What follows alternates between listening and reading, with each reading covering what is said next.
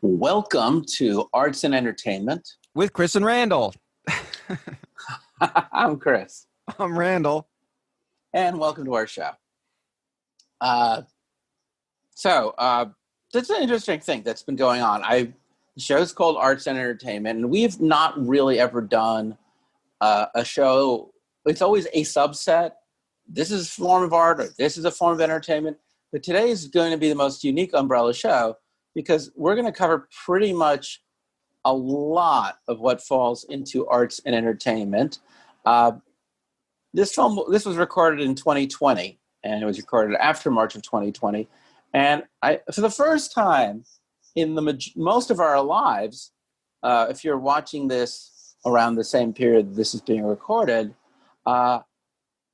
live in-person entertainment just does not exist. It's been taken out of our lives. And you know how they say, Randall, you never miss something until it's gone? Yes, I've heard that. I miss it, and I miss it hard. And I miss it so much that it's really gotten me to think about what makes the live in-person experience so different, unique, fascinating. Why is it so compelling? Why is it so defining? Why does it speak to people in general and you and me personally? And congratulations, folks. That's what we're going to explore today on this show, the live in-person experience as it relates to arts and entertainment. So right off the bat, let me just say, Randall, I know you're a giant football fan. And everybody knows I love me some baseball and ice hockey. We're lying. I'm not a big sports fan. We're not going to cover sports in this story, even though a lot of what we say can also overlap with going to a sporting event. And I have been to have you ever been to a sporting event? Yes, I have. I've been to Dodgers games, and when I was at USC, I went to one football game. Right. So I have been in these arenas, normally to catch concerts, but occasionally to see the athletic persons with the balls and the uniforms doing the score-like things. But unfortunately, I think a lot of people would say outside of professional wrestling, sports is not really entertainment. Sports sports is competition. Right. Let's make that conceit and just say we're not talking about sporting competitions on this episode. We're just going to just assume that for the sake of this discussion that they're not art. Although we can have that discussion at some point in the future. Or entertainment. That's right. Admittedly, we respect it. And again, a lot of what we're going to say today is going to overlap with that experience. And some of it is not, because there's something very unique about sports as well. So anyway, I just want to acknowledge that, because I know when you see Chris, you see this show, you're thinking, man, they're gonna talk about sports because we're the sports guys. Imagine if we were an ESPN show and I'm like, hello, I'm Chris Gorbell, and here's with me is Randall Mills, and we're talking sports.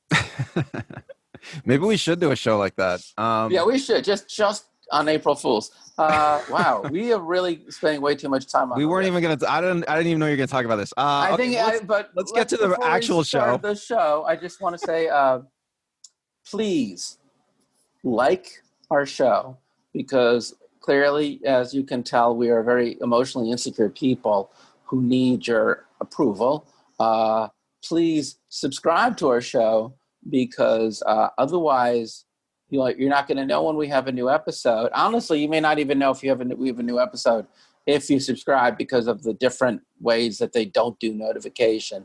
But we do come out normally once a week, every Thursday. So check back. Just subscribe to the podcast on a podcasting service or on YouTube. Yeah, but if not, or like the page on Facebook. Either any one of those ways, you'll get notified. Exactly, and Thursday is our day. And again, if we say anything today that you thought was awesome, or we overlooked a point, or you think we are just full of shit, please comment. Get to us. How can they get to us, Randall? Well, Facebook, our Facebook page, you can communicate with us. You can leave a message right on our website. You can send us an email. Yeah, go to our website and see all the various ways you could contact us. Check it out. Yeah, I mean, did you notice that you did get a comment on the show we just recorded about From your girlfriend? Yes, my girlfriend talking about you being on a Radiohead video. See? Yeah, we talked about I was in a Radiohead video, yes. Okay. Radiohead video, which is good because speaking of Radiohead, that is a band. And besides being on video, they perform live. And that takes us to our show. So I just want to start from the beginning and ask you, Randall, as a child, do you remember the earliest live shows that you went to? Yeah, I didn't know you were going to ask me this question. But yeah, my mother took us kids all to a Michael Jackson concert, me and my brother and my sister. It was probably, I think it could have been the first concert I ever went to. Oh my God. My mother's a big Michael Jackson fan. That's so wild knowing your mom. Not that your mom's, it's just because you never think. So roughly what year would that have been? Wow, it could have been, it was in the 80s somewhere. So was that like Thriller? You would have been like 9? I think it was a little bit after Thriller. I think it was during the Bad years. Oh yeah, that's 84. So that's pretty freaking awesome. So you had Bad and you had Thriller, and it was giant. Yeah. It was a massive concert. It was amazing. What theater did you go to? I think it was in Orange County, or it could have been Irvine. Oh, I've been to the Irvine. Yeah, I know which one you're talking about. It could be the Irvine place. It's not there anymore. What is it? Yeah, the Irvine Amphitheater, Irvine Amphitheater, I believe it was called. Yeah. Yeah, it was. I mean, that place was huge, right? It was outdoors, right? That's right. So, wow. And Michael Jackson, he lived not too far away. So it's like he leaves his house in Encino and he performs. And yeah, the stage was full of people the whole show. I mean, you wouldn't think that with Michael Jackson, but yeah, he filled the stage with people. It was amazing. So you would have been, what, 9 years old? Yeah, I was probably around then. And you were there with your sister and your mom. Brother, my mom, right. And Michael Jackson. I think my mom had brought binoculars. We were so far in the back.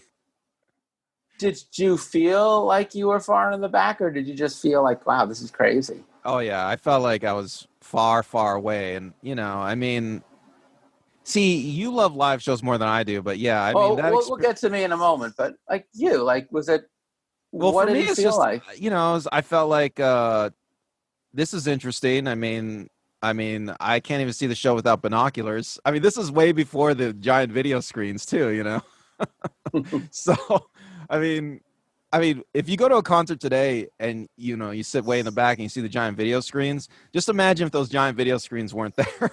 That's how it used to be, right? But you are familiar with the music, I'm assuming. Oh yeah. Back in those days, everybody knew every Michael Jackson song. I mean, they were played constantly on the radio. Was it exciting to hear those songs live? Well, as a little kid, I didn't understand live performance. I understood watching stuff on TV and enjoying things on TV and listening to it on the radio. But I really, even to this day, I don't understand why you'd want to go see somebody live. I mean, maybe I'm crazy, Chris. All right. Well, thank you so much for watching, everybody. That was our show. That was it. All right, Randall. Thank you. Okay, that was enjoy our 6-minute episode, Chris and Randall. All right. Well, and I wasn't a big Michael Jackson fan either. I mean, maybe at that age it was a good thing you weren't. Otherwise, you'd go backstage and we'd have a completely different episode. You know what? I never thought of that, Chris. But maybe if I had been a better looking kid, I could have had a whole different life. Well, anyway, my point is, I think the first live performance I ever remember as a kid was going with my mom, and then I think also with my grandparents. It's terrible to say this, but because I was so young, I remember being with my sister. I cannot remember if I was with my mom or my grandparents on my mother's side or my grandparents on my father's side, or maybe I just went so often. But when I was a kid, Ringling Brothers and Barnum Bailey Circus would rent out Madison Square Garden, and we would see the circus. And come on, that's pretty freaking amazing, isn't it? Yeah, my grandfather took us to the circus here in California. I think it was Barnum and Bailey. It was the same circus. Yeah. And Yeah, I mean, I enjoyed it as a kid. I mean, I think I really like the clowns more than anything. You know what? I was scared of the clowns. It's the weirdest thing. My mom likes to point out that I could watch the trapeze artists, guys getting shot out of a cannon, like the most death-defying things possible. And I was fascinated. But a clown, I don't know why, that scared me as a kid. You know, the circus, people probably don't, kids today wouldn't understand, but the circus today, or the circus had like 3 rings, right? And so each ring was like a stage where a different show was going on, right? Simultaneously. So it was kind of like sensory overload. You'd sit in the audience, you could watch 3 shows at once. Yeah. And it'd be a funny show and a death-defying show. And then what I want to call from the child's mind, a what the fuck show. You know? You're like, how did all those clowns fit into this small car? You know? Or how does this lion disappear? You know, like there was magic. There was illusion. Yeah. I'm surprised that you didn't like the clowns. You know, the clowns was my favorite part of the show. I loved them. I think I found the clowns scary, which if you read any Stephen King, apparently I'm not alone. And I guess getting back to our topic, one of the great things about the circus, right, was seeing these people do these amazing things live, right? I mean, it was there was no tricks. I mean, the acrobats are really acrobats. I mean, they had to train. There was a net sometimes. Sometimes they would take the net away, right? There would be a moment in the show where they'd say, this guy is going to do it without the net tonight. the thing that to this day really amazed me is just when they take the fire and they would just swallow, you know, the fire. Right. And like, you know, it's real fire. And I always remember. Because you could see it, you could feel it. It's right in front of you. Always remember my grandparents telling me about, you can't do that. You know, do that. Don't try this at home. Like, do not. You know, a couple of years ago, I met a sword swallower in real life. And she told me that she had to train like every single day. She has to practice controlling her muscles in her stomach to get that sword down her throat and back up. And she said, you know, which, like, who are these people? You know, like, I know that's the most Seinfeld thing you said, but the circus, I honestly, pardon the pun, but I always felt that the circus set the stage for expectations of what you could get in a live performance. Like, because at the circus, you would see tigers, you know, you would see lions, you would see elephants, live elephants. So like, you would see beautiful women, you know, if you like guys, beautiful guys. So like everything that I would come to expect short of music. No, because weren't there bands also? Didn't they play music live at the circus? I think the clowns played music. The clowns did, and there's just musical accompaniment. Yeah, there was an organ sometimes. Like and there's just drums before they do anything important. Yeah, that's true. That's true. I would almost argue the circus is our primer. Well, the circus was the real first mass market live entertainment, right? I mean, there were always like little traveling troops, but the circus was like a real.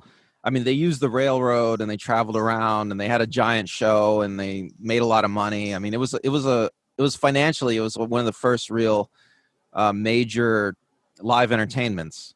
Right. And I think if you came of age like we did in the latter quarter of the 20th century in America, going to the circus was your introduction to the live show. You know, also you get popcorn, cotton candy, you get like a little flashlight, you get little toys from the concessions, you come home with all your props and all your stories. Food, souvenirs. And it's such a bonding experience between you and your parents. You and your sibling may not normally get along, but today you've gotten along. And I honestly, I just feel like the circus is the introduction to all that is good about live performance. Well, you know, the circus existed before recording, right? Before video, before audio.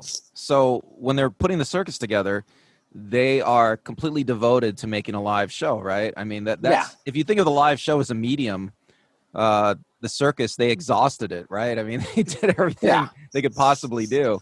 And I think that if the circus is everybody's introduction to what's great in live performance, then I think the school plays are the introduction of, in the school recital. That's kind of really our introduction to amateur performance. Well, it's kind of funny that you bring that up because I think that probably for a lot of people, when they think of live performance, they either think of like rock bands going to music, or they think of the things done in their school, right? Yeah, I mean, because and that's when you were a kid in school, how many times did you have to sit in assembly and you would have to watch a show of your fellow students doing something fairly mediocre? You never believed they were anyone but the person that you just had lunch with or a class with. The props were very cheesy. Everything about it, the performances were rough. And you know you weren't there because you wanted to be there. You were there because you had to be there. yeah. So, Chris, can I tell you a little tidbit from my little story from my high school play life? Oh yeah, please. When I was in a high school play. Anyway, Absolutely. I was in the Taming of the Shrew. I was the father of the Shrew, I think. Oh yeah, Kate's dad. Yeah, I can't remember his name now. Neither am I. That's why I call him Kate's dad. But what I did the play. We did the play in high school, and that was like my first time I was ever did live well, actually, I was in the school band too, so I did live performance in the school marching band. Anyway, so I'm in the play, and one day at school, and all the classes got to come and see the play like during school. They came and they let all the classes come and see it, right? And one day I'm walking down the hall, and this kid I'd never met before, he comes up to me and he says, "Oh, I loved you in Taming of the Shrew." And he was my first real fan. Oh, that's so cool. How did that feel? It felt really weird, man. I never thought like that would ever happen to me. It's a nice feeling. It was a weird feeling. I mean, I thought I didn't even think I was that good, you know. It was like it was so much work, Chris. It was so much work doing this. Well, did your parents come? Did your mom see you? Oh yeah, she saw it. There's a recording of it somewhere we made. Yeah, it was. It's funny you should say that was my introduction to acting too. Taming of the Shrew? No, high school. I had done. Oh God, I remember. You know, I did a million school recital things where I'm a tree or I'm one of the 400 other kids dancing, but not with any coordination. But my sophomore year of high school, I got the first thing I ever went out for was The Importance of Being Earnest. I played the Reverend Canon Chasuble, who's not anyone's dad, but old enough to be someone's dad, which is always great when you're 15 years old. I was actually in the show with a legit actor who had just come from an off-Broadway production who would go on to become a major soap opera actor. Wow. Yeah. But why was that? Because like he came. I went to a prep school. I went to private school. You went to USC, and I went to a private school for high school. So you and I both know the dirty little secret. But on opening night, I completely, what the actors call, went up on a line. And I said the wrong line in the wrong sequence, and I jumped ahead. And all these very important things that are supposed to happen in the third act, I completely ruined. So thank God the leading man is a man of professional stage and theater. And he totally knows what to do to get everything through so the audience doesn't like go, what the hell was that? But the play closes many minutes earlier than it's supposed to. Like even though there are no small roles when you want to destroy a play. Wow. Now it definitely went well the next night, and I didn't make that mistake.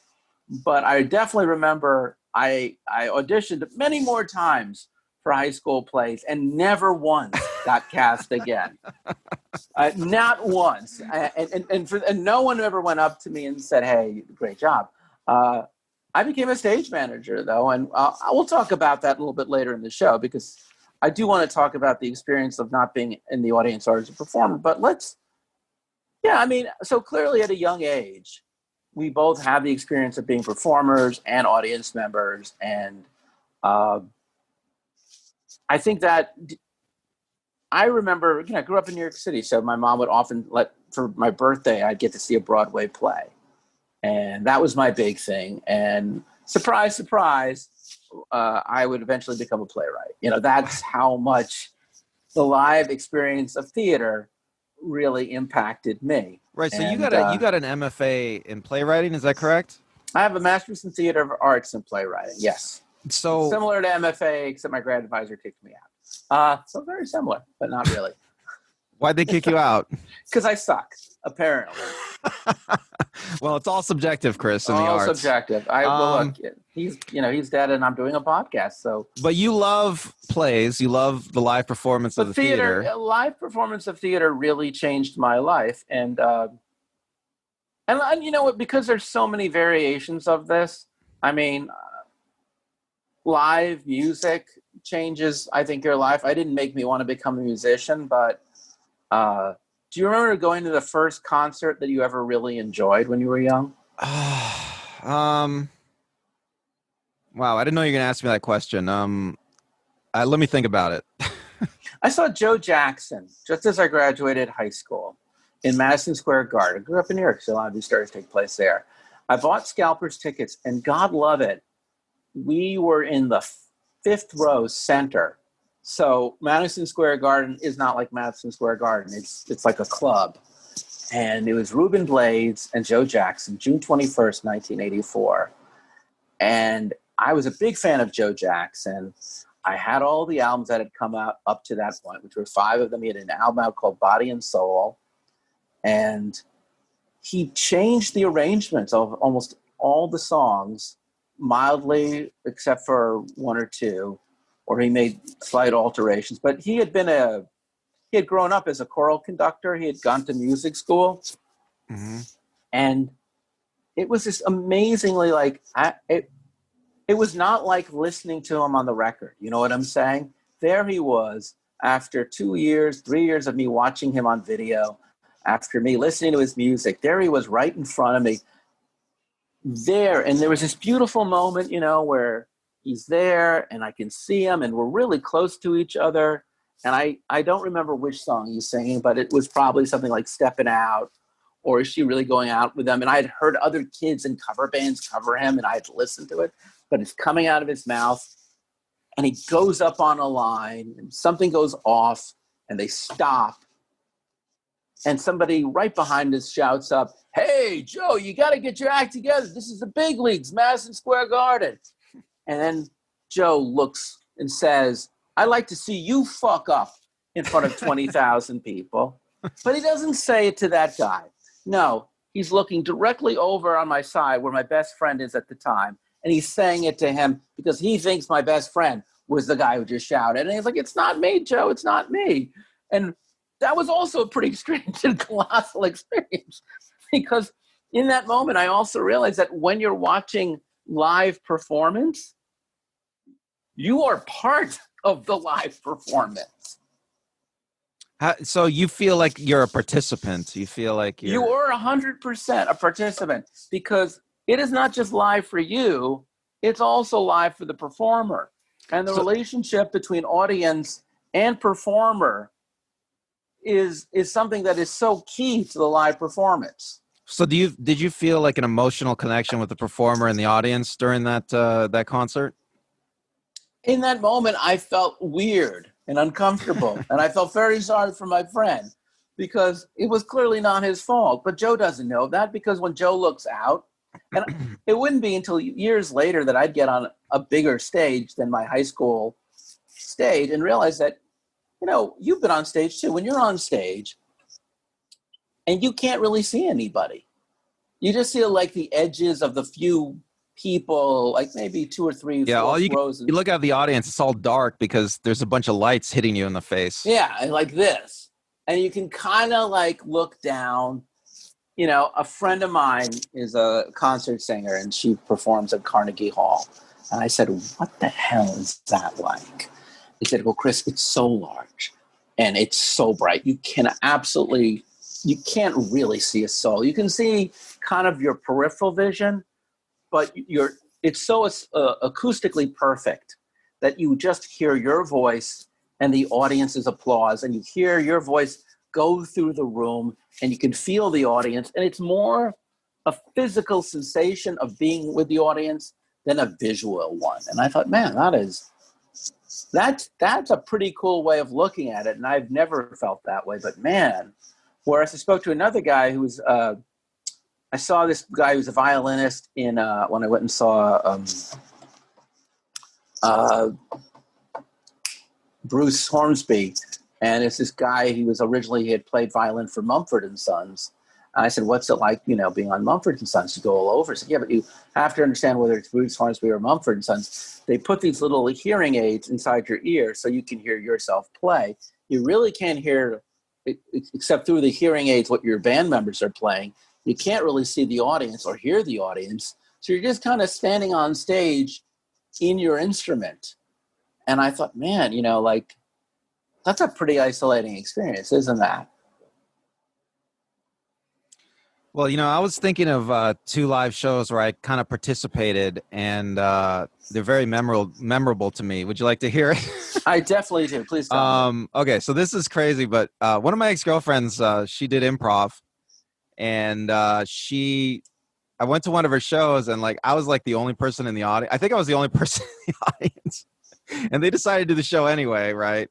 And it was a small theater, and it was the LA Connection, I think we're at. Oh, yeah, I think I went to that show.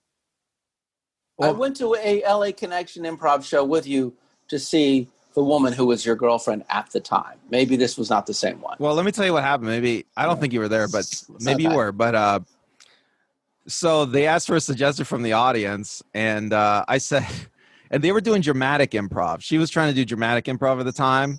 So they're not trying to be funny, right? Oh, then I didn't see it. I was there for that. Sorry. Right. So they're doing a whole long form improv show. So I said, I wanted to think of something crazy. So I said, cancer. And because I wanted to challenge them, I want to see what they would do. When I give suggestions at improv shows, if I ever do, it's I try to think of something off the wall, because if they get the normal suggestions, they go into routines they've done before, I feel So, you know what? It was great, Chris. It was so amazing. Yeah. It was improv shows are probably one of the most interesting things because you're right. They're when you go to theater, there's supposed to be a fourth wall. When you go to a concert, there is the call and response moment. But until you get to the call and response moment, there is that fourth wall. Certainly when you go to the ballet, it's all fourth wall. But when you go to an improv show, it's hey, suggested from the audience, I need a relationship, a kind of place that people can be at, and a kind of thing you might eat. We have a scene, right? This apple picking orchard sounds really good. Don't you think so, Father? Right, and they an improv show, they will go with the audience's reaction, right? If the audience reacts to something, they'll go in that direction more. It's very exciting being a member of an improv audience because you feel like you're kind of in control for that show. Well, let me tell you, this show, so they did the thing. And, at the time, I don't know if you remember, but at the time there were a lot of How I Beat Cancer one-person shows, right? I mean, you remember these shows, right? Yeah. So they kind of went in that direction. I thought it was great. And at the end, I go backstage in the dressing room and I kind of overhear. I think I was waiting outside or something. I kind of overhear them talking about the show and they all hated it. I thought it was one of the best improv shows I ever saw. No, but I would go to improv shows after work in bars and I'd thank the of them after the show. Say, hey, thank you for taking my suggestion about making it about speedboat racing, or thank you for deciding that turnip would be the national vegetable of your fake country. And it's interesting too because you've done improv on stage. Yeah. I went through iOS improv program. So what is that like when you're the improviser in the audience and say, hey, I think you should all work at a mortuary and be Scandinavian U.S. ski jumpers? Well, the interesting thing about improv is it's collaborative, right? So you're kind of, you can see it in improv. A lot of improv performers get lost in the interaction with their team. and they almost forget about the audience. And you see that a lot in improv. And so the minute you get the audience's suggestion, you're still back on the stage. Yeah, you get the audience. They get the audience's suggestion, and then they're back. They're within the bubble of their team, right? Yeah. And I feel like that's a mistake a lot of improv performers make. But you'll see in like really good improv performers, you'll see that they're listening to the audience and they're trying to gauge the audience's reaction, as they move through as they move through the show. And yeah, I see a lot of improv performers like kind of like literally turn their back on the audience and do their stuff, forgetting about the audience. It's also hard. Like I remember when I started as a school teacher, I wanted to show how you could do improv in the classroom. So it's about 60 faculty members, and I pick a volunteer from the audience to improvise something with them. And it is interesting when you take a member of the studio audience and you improvise and I've been the opposite. I've been the member of the studio audience in the improv, and it's like, you're just the normal person, but now you're on the stage. Give it up for, what's your name? Larry. So, and it's pretty neat and pretty cool on both ends, I think, but it's also scary. And then, you have magic shows, which also do that, where I need a volunteer from the audience. Getting on that stage for just that moment. It's very electrifying. Go ahead. I was going to say, well, let's get back to improv. Sure. Well, I had another experience of live performance I want to talk about is. Sure, go for it. My girlfriend knows a bunch of musicians, so we went and saw. These guys are really good. I went down and saw them. They were performing they had a normal gig at a restaurant where they just played covers. Yeah. And we went down there. It was at the beach somewhere. And, we went down there and, I love these guys. They're really good. And, they take suggestions from the audience. Right. Yeah. And they get all the normal, like, silly pop songs that are current, Yeah. Or not current, like Just a Small Town Boy or a Girl. Yeah. What is that song? Don't Stop Believing by Journey. Don't Stop Believing. Of course, everybody's going to suggest that at some point, right? But, I suggested these guys, you should play White Room by Cream, right? Yeah. And I didn't think they would do it, but they like had to stretch. They had to talk about it because I don't think any of these guys have played it ever in years or something. But they were like kind of rehearsing it for a few minutes or like a few seconds, and then they said, "All right, let's do it." And it was incredible. It was like the best cover of a song I'd ever seen. And I don't know, I really loved it, and I don't know if anybody else appreciated it. Well, I kind of get where you're going to, because like ever since I was a kid, I remember like 78. At the Winter Garden Theater where cats would be, they had this thing called Beatlemania. And they had these 4 guys, they dressed them up to look like the Beatles at a interactive video light show going on. They looked like the Beatles from all the different stages. They sang like the Beatles. And I was a tremendous fan of the Beatles. And I was like, man, this is like having the Beatles here. And then I remember about 15 years ago, a friend of mine took me to see this group called the Faux in New York City. And there are these guys from like Late Night with David Letterman and Conan O'Brien, Jimmy Vivino. I'm trying to think of the other guys from the band besides Jimmy Vivino. It doesn't matter. My point is, you can Google them. They look nothing like the Faux, and there's more than 4 of them. And they're not British, any of them, but they are music geeks. So they figured out exactly in what key, what kind of instruments, what pitch, how they made their sound. So I'd catch them all the time. And they'd bring on people to do like the horns and the strings and the other stuff. So you have the studio sound of the Beatles and not just the live sound of the Beatles, which I guess they did Beatlemania too. And it was so cool.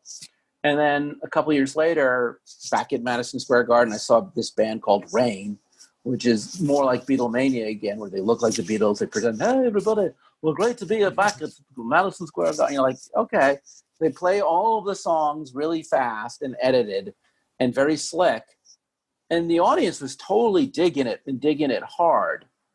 But I vastly preferred the Fab Faux because I didn't really need to see the Beatles. I just wanted to hear that sound. And I do have to admit, there is something pretty awesome. I've talked about this on other episodes of hearing songs that you've only heard recorded, even if it's not by the band that does it. Just to hear it live is pretty enthralling. Yeah, well, maybe we're getting into the weeds here, but but I think just technically speaking, like it is difficult to record music and put it on an album. I mean, I'm reminded of like all the really bad recordings of punk rock that exist. Like every punk rock band from like the major punk rock era, the recordings sound horrible, and they sound like almost like noise. Well, and it's because somebody just took a tape recorder and pressed record. And yeah, I mean, there's something to be said about the live experience just in technical terms. I mean, it's hard. It's really hard to capture a band's live sound, and some recording engineers have gone to great lengths to try to do that, but they probably take some shortcuts. Also, when it's live, you're watching the sound being created in front of you in real time. You're hearing the guitar, you're seeing the drums, you're feeling the piano, you're watching the voice come out of their mouth, and it's all happening. Like a symphony is one of the most experienced experiences because the sound in the symphony is so rich and so complex, and yet it's right happening in front of you. And I know there's studies about how we can feel bass and we can feel music. It's not just something we experience in our ears, but we can pick it up through our body. And it's immersive, whether it's a small theater, a small bar, or a large space, it's immersive. The sounds, the visuals, everything comes at you from every angle. You're present. You're present. Yeah. If you blink, you can't hit pause and rewind. Yeah. The recording is you're not recording everything, right? Right. People do, and it's kind of weird, and I'm guilty too. Like I just saw that I was just a year ago last night at the Hollywood Bowl watching Joshua Bell perform with the Hollywood Bowl Orchestra, and there I am recording with my camera Joshua Bell, one of the great violinists of today. But am I recording him or am I being present? And actually, this is a great segue because you and I, not only have we been performers, and I'll get to performing in a bit for myself and audience members, but we've also filmed and we have photographed performers. And that's it goes back to your saying, like, what are the challenges that you felt as someone taking photographs or videographing of, was you doing iOS? Right, so I've worked as a professional videographer for like over 10 years. I've recorded sketch comedy, stand-up plays, music, and it is weird to try to capture live performance. I mean, one thing I've found is that I don't like editing. Like I've tried to use multiple cameras and cut them together. It always feels wrong to me. Like I did a play where I cut the whole thing together from two cameras, and it just I didn't like. I mean, I thought it would have been better just to use one camera, but it just when you use one camera and there's no cuts, it just feels more like you're capturing the actual performance more, and that's what I was trying to go for in some of the projects I was recording. The sound, it's, of course, capturing the sound is very difficult. When it's a stand-up, the mic is right on their mouth, but then you want to mic the audience too. You want two mics, really. I've seen recordings of stand-up shows where they just have the stand-up's mic, and the audience is very faint, and it's funny to listen to those recordings even after having been at the show, because you know that the audience was much louder. There was much more reaction from the audience, but then you listen to the recording and the mic's not picking up any of that. You know, it's funny you should say that. I was just thinking about the fact that Marc Maron just put out a Netflix special at REDCAT, and I was there. I'm in the first row of the audience, so go look for me.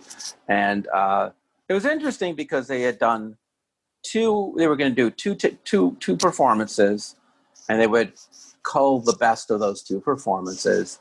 And I was at the second performance, and I remember he comes out, even before he really starts the show, he said he wasn't happy with the first audience. He was going to change things up a bit. And hell, there's even a moment like during the show where he turns around and he asks me a question, like, oh. But, it was a 70-minute show. And I had seen the show earlier. You had too, right? It was the Dynasty Typewriter show. Yeah, I saw that show, yeah. A year prior. But what it now looked like a year later for what was it called? Apocalypse Haha or something.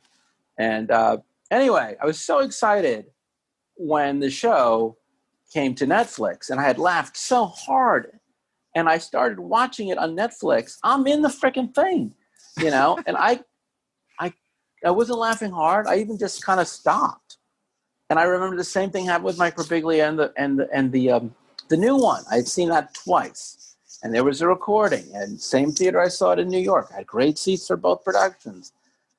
And there was something again where I'm like, I don't understand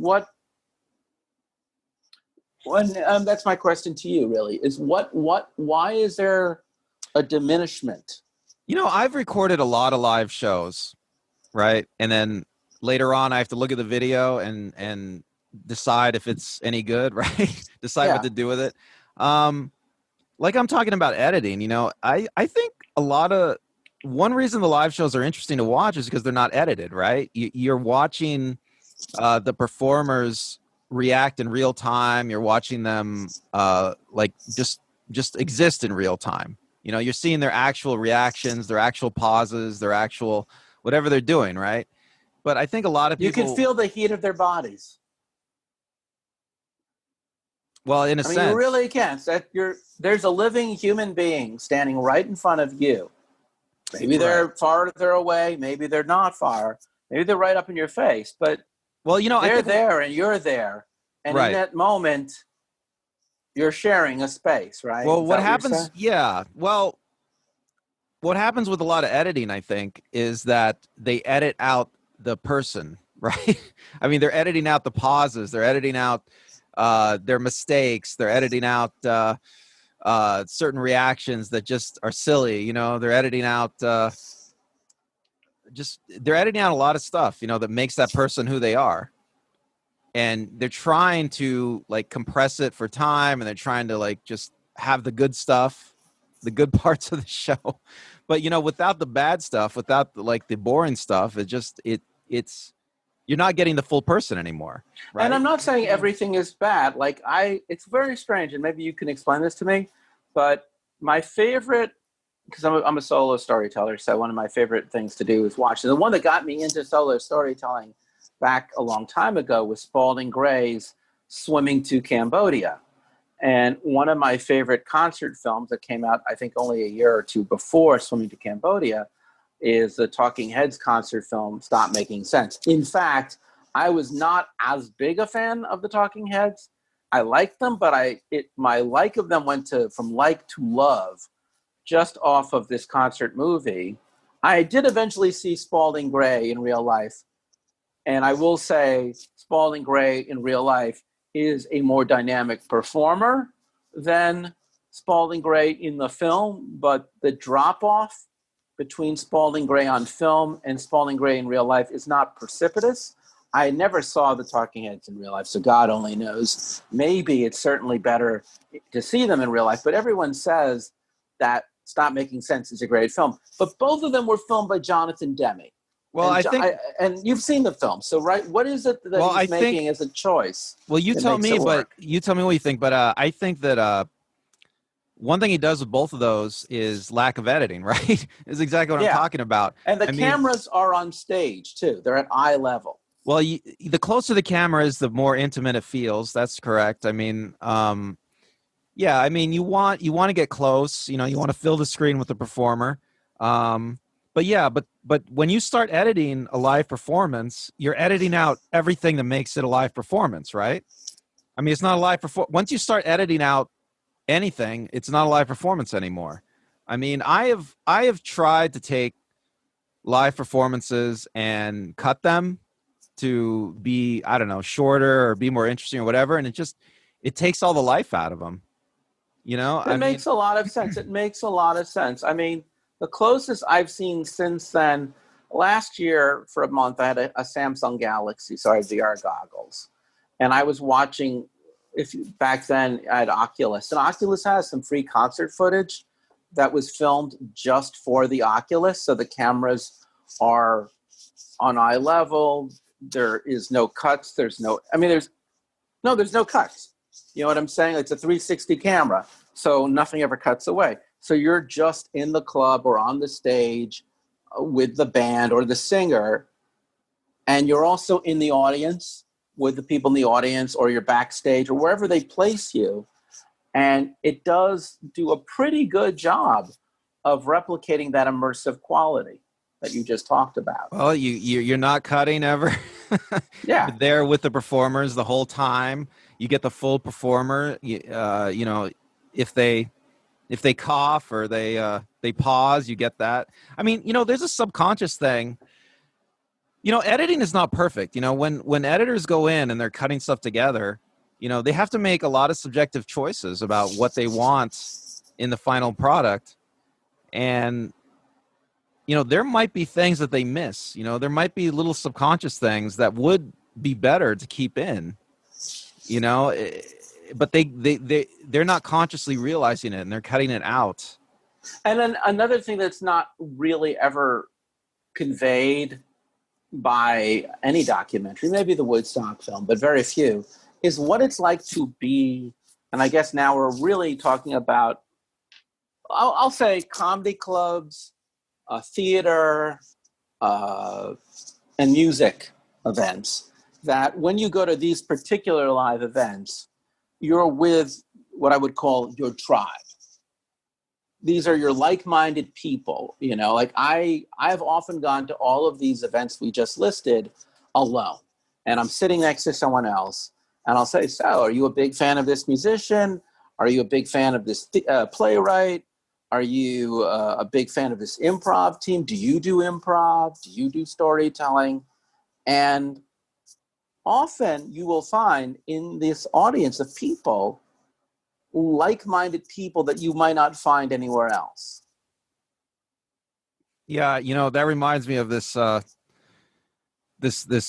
I used to be friends with years ago. She told me that the best way to seduce a woman is talk about the music you like. And if you both have a love of the same music, then it's much easier to. Well, that's certainly true. I mean, and God knows there is nothing more romantic, and I've been very fortunate to do this, to go to see theater and solo performers and concerts with women that I have been on a date with. In fact, 2 years ago, I went with a friend to see the same I just mentioned, Joshua Bell. She had never been to the Hollywood Bowl before. So we did a picnic. We went through the museum. I told her about the history. We moved our seats a little closer. We had some wine. The lights went down. We were outside over the beautiful Hollywood Hills. This incredibly romantic Spanish classical guitar was starting to play. And we now always call that our unofficial first date, because there was something about the beauty of this moment under the stars with this music, with all of this around us, that creates magic. And I think maybe one of the things that you'll never, ever, ever see, no matter how hard you work on recording or filming or transcribing, is there is a magic that you share with everybody in the audience when you're at a live event. Right. It's a sense that you're all unified, right? You're all you all have something in common. Yeah. And it's a weird deal because, you know, the cynic in me always wants to say, look, man, how far you sit in the theater or in the arena determines the quality of your experience. And I do think it's very cruel and unfair how expensive sometimes the good seats are and how crappy the cheap seats are. And I do feel it, that's like a criticism of America there. Well, I do remember going, I can't remember, I think it was at the Hollywood Bowl, and they have like these orchestra seats where these people stand up and they're right there with they're being served food. They have dining tables and wait service. Like lords and ladies. And they're right there with the band, and, they could shake the band's hand and everything. And, when you're way back in the back, you're watching them and you see that they're having way more fun than you are. But, you're not even watching them. You're watching the Jumbotron, right? You're watching them and the Jumbotron. But yeah, going like this, right? Yeah. But, looking up at the big Jumbotron. The thing is in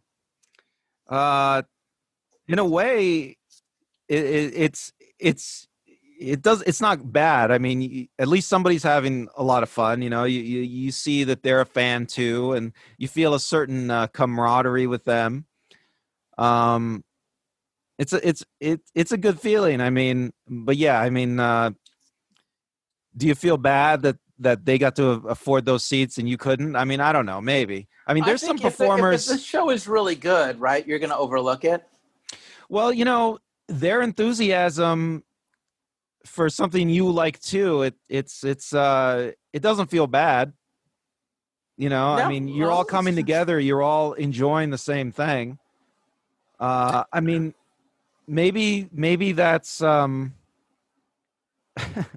maybe that's how we get past class differences, and we just pretend to. Is that we all sit there, and also again, I'm a storyteller, and I've been performing for the last 5 years, and my last show was, I think, the very last week of February 2020, and I was actually a performance with people who were visually impaired, so which is an interesting choice. But I have certainly, and you've had this experience as a performer where you may not see the audience, but you feel the audience. And sometimes as a performer, I really feel like the audience is with me and something is happening and it's wonderful. And then there's been other times where I'm like, fuck the audience. They don't get me. Fuck them, fuck them, fuck them. I used to do Moths, and I get, this is a goddamn fucking score. Or, this is the amount of applause, And then there's other times, too. I'm a host. So sometimes, like, a performer will go out there, and I'll be like, yeah, they brought it home. Or, oh, Jesus, they stunk up the place, and I got to clean up the room before I introduce the next person. And I definitely have, like, you've developed an eye for the performer. I feel like I've developed an ear for the audience/performer relationship. Well, we talked about this beforehand a little bit, but we didn't bring up this subject. But this is something I felt for years, is like, there's a certain mind reading or telepathy you get as a performer where you start imagining that you know what the audience is feeling and thinking. and I don't know if it's fake or real, right? But you know what I'm talking about. After a certain amount of time. You're right. And every performer I know will say that. You start to think you know what they're feeling. Well, you want to, because you want to be connected. Like, stand-ups are the most notorious for doing crowd work, and I've been on the receiving end of it, and I've also been on the giving end of it as a host. And, if they're friendly to you, it's great. And then look, hey, how's everybody doing tonight? Yeah, hey, where are you from? Nice. Your anniversary. Give it up for 30 years of love. But then, like, Sebastian Mancuso looks at me and goes, you look like you didn't think you were going to a comedy show. And I'm like, geez, really? You, Mr. Sebastian Mancuso, is going to sell out Madison Square Garden. You got to fucking insult me because I'm not laughing at you because you're not fucking funny, right? But on the other hand, I did a show just before COVID, and my girlfriend was like, and I'm like, I lost this contest show I was on. And I was like, it's okay, because I could tell that the audience was not with me. Not that they were a bad audience, just that where they were coming from, and we didn't connect.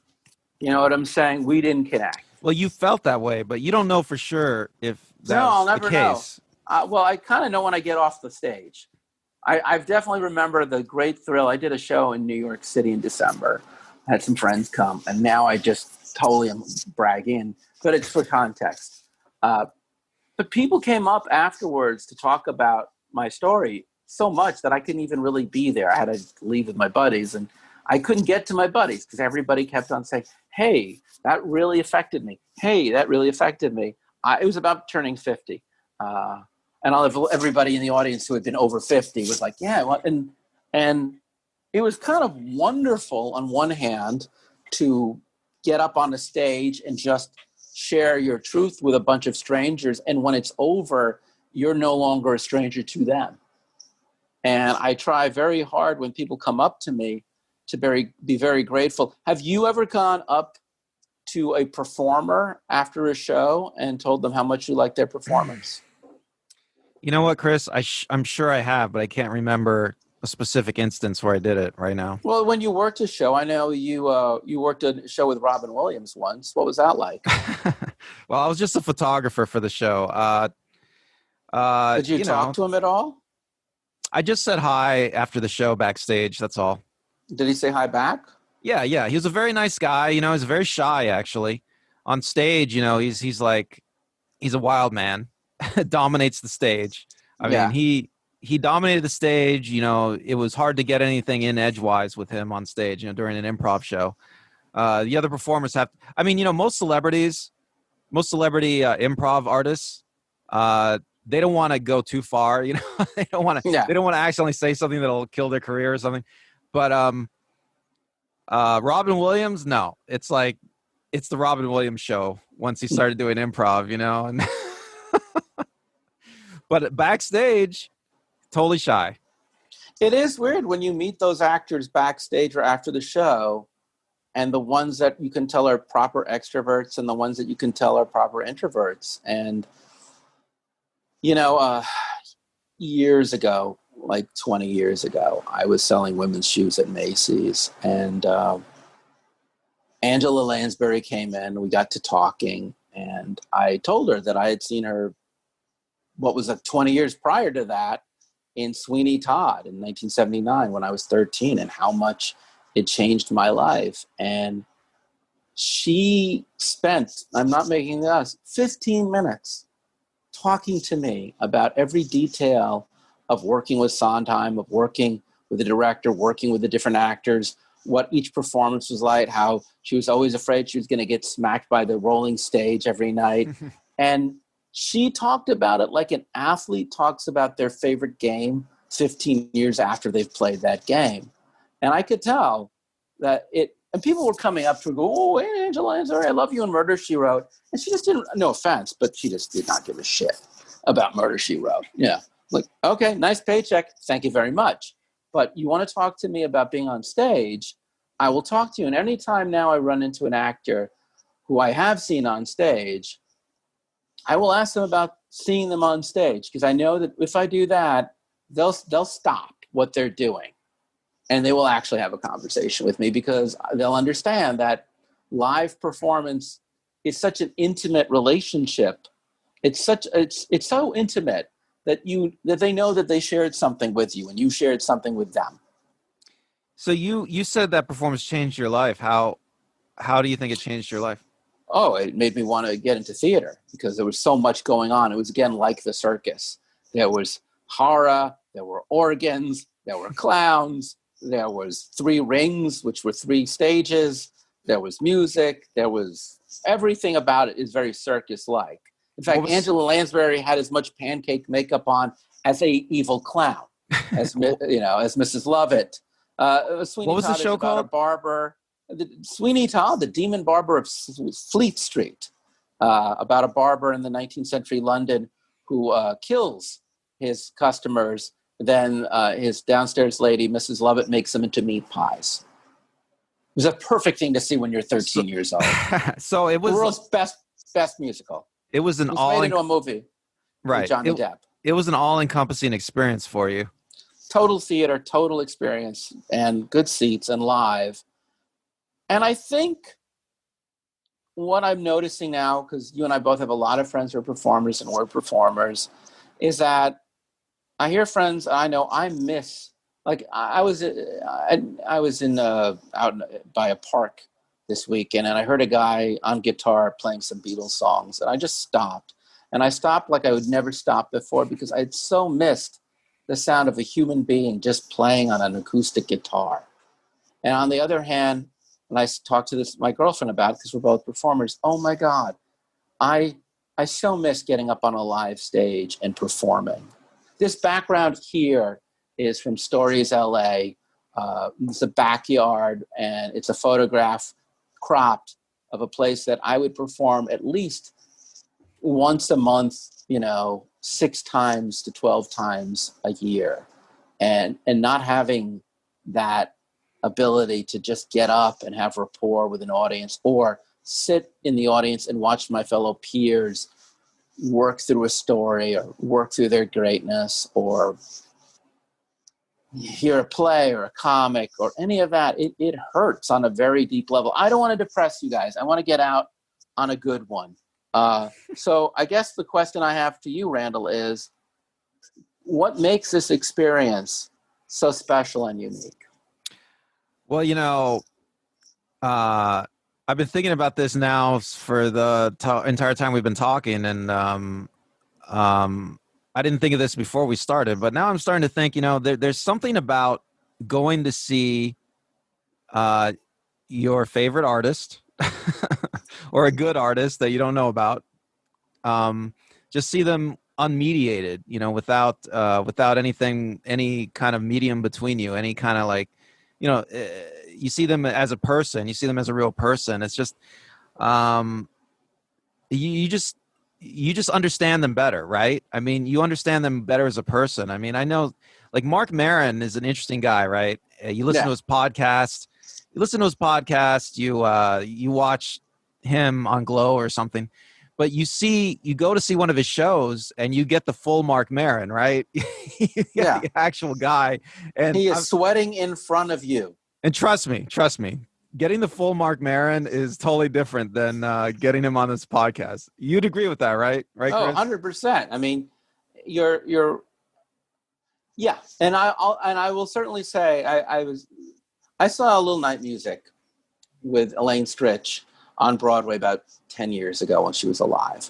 And she's doing this song called Liaisons, Whatever Happened.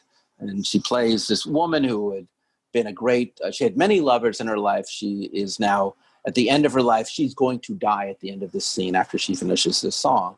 And at the very beginning, as she's recounting her lovers, she stops what she's doing. She tells the orchestra to stop, and she shouts, "Is there a doctor in the house?" Because somebody has passed out in front of her, and she can see that. And we stop the show. They escort the woman out. And then she apologizes to the audience and said, well, the next line I'm going to say is very inappropriate. And she genuflects. And then she talks about her lover who died in front of her. And then I remember the end of the show. Bernadette Peters plays her daughter. That's a very weird casting. At the end of the show, they come on stage and she gives that look like, and it's that very weird thing when you realize, in a live performance, shit can go sideways. But I also want to say, I had a friend who did wardrobe for high school plays out here in Los Angeles, and we would go to these high school plays, which were not superlative. They were real amateur theater in the best sense of that word, and I would still enjoy an amateur performance. I have to say, even the most mediocre productions, even the most mediocre music, not so much the most mediocre comedy or the most mediocre improv, but my standard for what I like in the world of art when it's live is so much lower. I don't need to ever see the best. I'd like seeing the best, but sometimes just seeing the most mediocre live trumps seeing the best recorded. And that's just because I feel like you're watching magic in real time. And I guess what makes it unique and special for me is it's magic in real time. I feel like you're getting like a real sense of who the performer is, and you're getting much more of their full personality in a live show. I mean, I think that's part of why it becomes interesting, much more interesting than a recording. I agree. I think so. And also I think even if it's just an interpreter of the music, with a violinist playing Bach, there's something that Bach put into Bach's music that comes up to life when you hear it. And even when an improviser takes a suggestion, or when a comic tells a joke, or where a ballet dancer executes a flawless move of a Stravinsky, of an opera, or an aria, any of these things that were created to be shown, when they're shown in front of your face, is transcendent. So thank you for much. Oh, I'm sorry. I give you the last word as always, please. Well, I guess I just wanted to say that, one of the things that disappoints when you go to a live show, if it's too rehearsed and too put together, right? If you feel like, this is my experience. You just feel like the performers are too hidden inside the show, the slickness of the show. One thing, like you talked about, you'd rather go to a small theater, right? Than see it somebody. Depends. I like small and big. I like all sizes of theater. I just feel that in a small theater, you get an intimacy that it can be quite compelling. Right. A large theater can be quite wonderful too, if the scope of the work merits it. I love Lincoln Center. I love a big, big stage if there's going to be dancers or chorus or something to fill up that space. Right. Well, I just think in a live show, you don't want to totally bury the performers in like a completely slick production. I think that can hurt sometimes, the live experience. Look, I'm not saying that all good. Well, I'm not saying that there can't be bad live experience. I'm just saying the live experience as an experience is unique and exceptional. And when you see a bad show, all it's done is it's failed to live up to the potential of what live performance offers.